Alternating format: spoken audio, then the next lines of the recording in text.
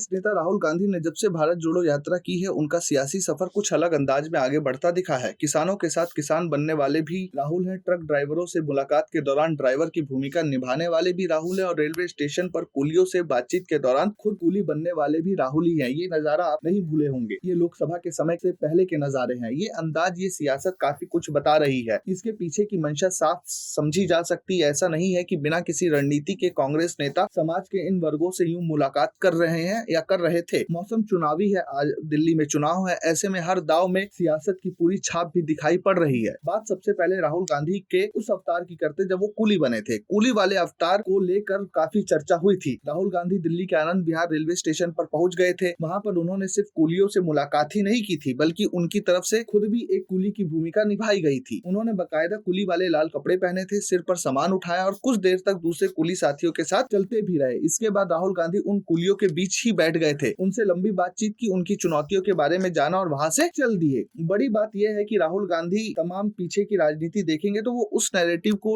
तोड़ना चाहते हैं जब पीएम मोदी उन पर आरोप लगाते हैं कि वह शहजादा है या नामदार है। वह ये बताना और स्थापित करना चाहते हैं कि वह गरीबों के दर्द को समझते हैं, वह गरीबों के दर्द को समझने की कोशिश कर रहे हैं। राहुल गांधी के लिए अगर कोई ये बात कर रहा है तो कांग्रेस चाहती है कि इसकी काट राहुल गांधी अपने काम और लोगों के मुलाकात से दे। बीजेपी ने राहुल के खिलाफ नैरेटिव सेट कर दिया था कि ये लड़ाई कामदार बनाम नामदार की है। अमित शाह से लेकर पीएम नरेंद्र मोदी तक ने राहुल को शहजादा कहकर संबोधित किया था। गेम चेंजर साबित हुई राहुल की राजनीति में भारत जोड़ो यात्रा। उस समय आम जनता के बीच भी ये नैरेटिव सेट हो गया था कि राहुल गांधी को बिना मेहनत के पद दे दिया गया तो एक अमीर नेता है जिसका नाम सरनेम गांधी है, उसी वजह से उन्हें सारी सुविधाएं मिल रही है। लंबे समय तक ये नैरेटिव राहुल से चिपका रहा और कांग्रेस को इसका पॉलिटिकल लॉस समय समय पर मिला। लेकिन राहुल गांधी की भारत जोड़ो यात्रा ने सबसे पहले उस नैरेटिव पर कड़ा प्रहार किया जिन राहुल के लिए एसी रूम में बैठने वाला नेता जैसे बयानों का इस्तेमाल हुआ। उन्होंने पैदल ही हजारों किलोमीटर की यात्रा कर डाली। किसानों से लेकर व्यापारियों तक, नौजवानों से लेकर महिलाओं तक, बुजुर्गों से लेकर दलित आदिवासी तक राहुल गांधी ने सभी से मुलाकात की। अब दर्शकों, मैं आपको बताता हूँ कि राहुल गांधी इस तरीके की राजनीति कर क्यों रहे हैं। दर्शकों, आपको बता दें कि